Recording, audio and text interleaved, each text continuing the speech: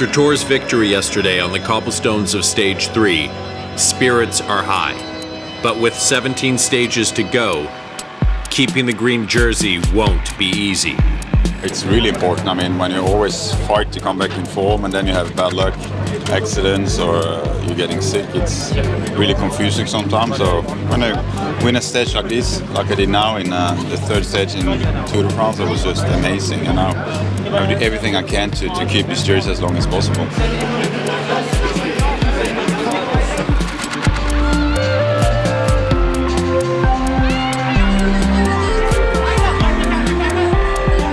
It's another bunch sprint, and the team has worked hard to get Thor into position, but the win doesn't come, and Thor finishes a disappointing 9th place. We didn't get the result we wanted with Thor. But still he's in the points, and he's been in the points every day, which is the most important thing for the green jersey. So we got taken out by the same guy that's taken us out a few times from Meiji to R, and yeah, we had to push back up there, and I was left in the front a bit too long, but Thor was in an okay position. I'll then see what happened after that. I'll bring you some more broccoli. While the boys eat a home-cooked meal, courtesy of Chef Willie, management put their heads together and evaluate the team's strategy. Tomorrow the plan is nobody in the break, same as today. We gamble a bit on the other teams if they want to ride. And on the end, we always can ride in the last 50 kilometers with Andreas, Ignas.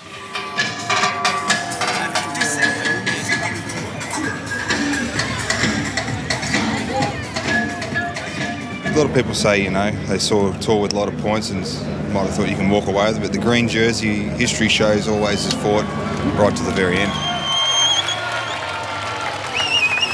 Meanwhile, Sports Director Philippe Madoui watches the finale back at the hotel. Did you see Rencho with Thor? That was not nice. The road is only 4 meters large at that time. Thor is in good position. Very good.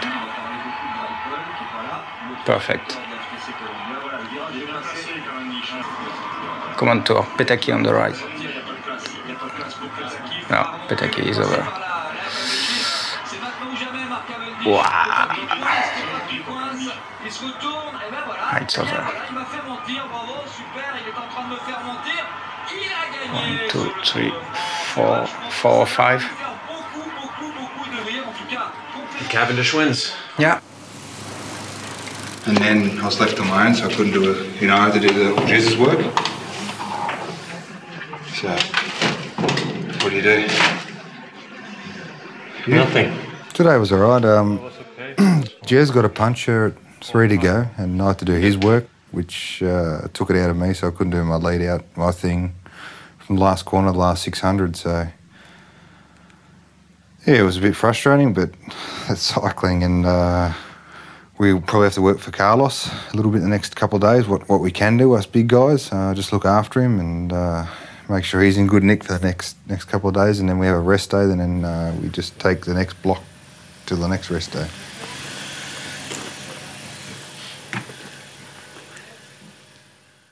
The road is a wide road. Yeah, like yesterday, not too wide. A little bit bigger here for 6-7 kilometers. Well, for some people, they want to put me in the saddle.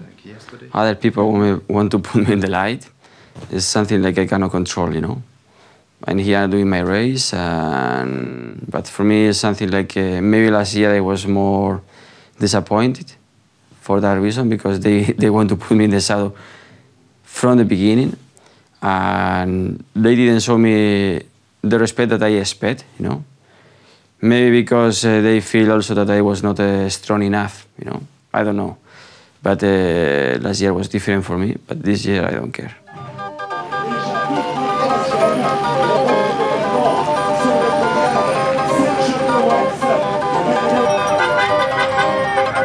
Today's stage offers the first real taste of the mountains.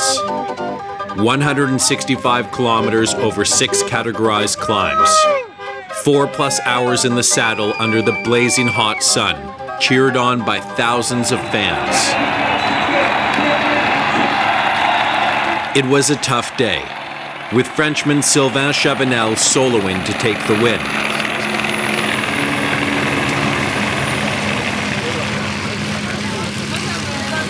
Carlos showed good form, easily finishing with a big group of climbing specialists and GC contenders. But for the heavier guys, like first-time Tour de France competitor Daniel Lloyd, the hilly stage proved to be more taxing. I mean, it wasn't a huge day for the GC riders, but it was still a grippy day, as we call it. You know, it was really high tempo the whole way, and B-Box were trying to bring the break back. So, you know, it made it pretty hard on the climbs, and with the heat as well, and the tarmac all melting, and it sort of still drains you quite a lot. It's not gone really smoothly for me the first week, just from that crash, and then I picked up a sort of a head cold, and so my body could have been better, but I'm still kind of loving every minute of it. I didn't, you know, I never expected to be at the Tour de France, so I'm just making the most of it, and to be in a team, you know, with Thor winning a stage and green jersey already, and Carlos is feeling good, so it's sort of a pleasure to be here, really.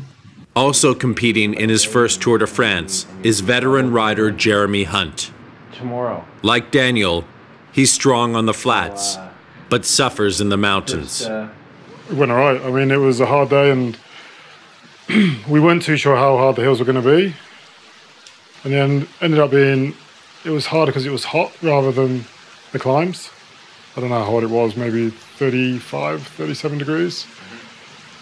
And in the end, we went group header second to last climb, but at the bottom of the last climb, we realised that we had to make time cut, and then we had to go fairly hard up the last climb, which we made that by 1 minute, which was lucky because we heard that Thor loses 15 points if he's outside the time cut, which would have been pretty bad. So it's gonna be the first hard stage. GC riders gonna go for it, especially in the final climb, and it's clear that everything gonna do for Carlos today. I want 2 people to stay with Vladi and Carlos the whole time, and the rest just stay together as a team, because it's important that if something happened that we're there. So if they're gonna go breakaways, we don't follow. We just stay put, okay? I think it's pretty clear, everybody knows his job. Stay together, that's the message. Bring Carlos there where he has to be, and you just race with what you have in your head and in your body. Good luck.